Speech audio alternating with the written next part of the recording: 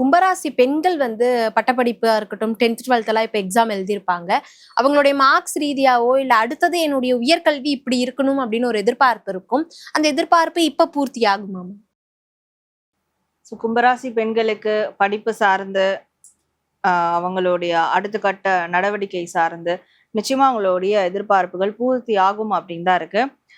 இவங்க மற்ற மனிதர்கள் கிட்ட அந்த அந்த பூர்த்தி ஆகுறத மற்ற மனிதர்கிட்ட எதிர்பார்க்கறத விட கடவுள்கிட்டயோ இல்ல யூனிவர்ஸ் கிட்டயோ எதிர்பார்க்கும் போது கண்டிப்பா அது பூர்த்தி ஆகும். கும்பராசி பெண்களுக்கு வேலையில ஏதாவது மாற்றங்கள் உண்டாகுமா?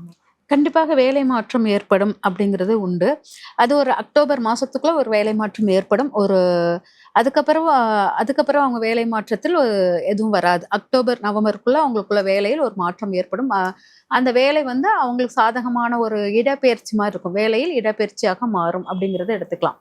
கும்பராசி பெண்கள் வந்து ஏற்கனவே தொழில் ஆரம்பிச்சுட்டாங்க, எனக்கு அந்த பிசினஸ்ல ஒரு growth கிடைக்குமா அப்படின்னு கேட்பாங்க. அவங்களுக்கு என்ன மாதிரியான பலன்கள் காத்துக்கிட்டு இருக்குமா? கும்பராசி பெண்கள் அவங்களுடைய பிசினஸ்ல கண்டிப்பா growth கிடைக்கும்.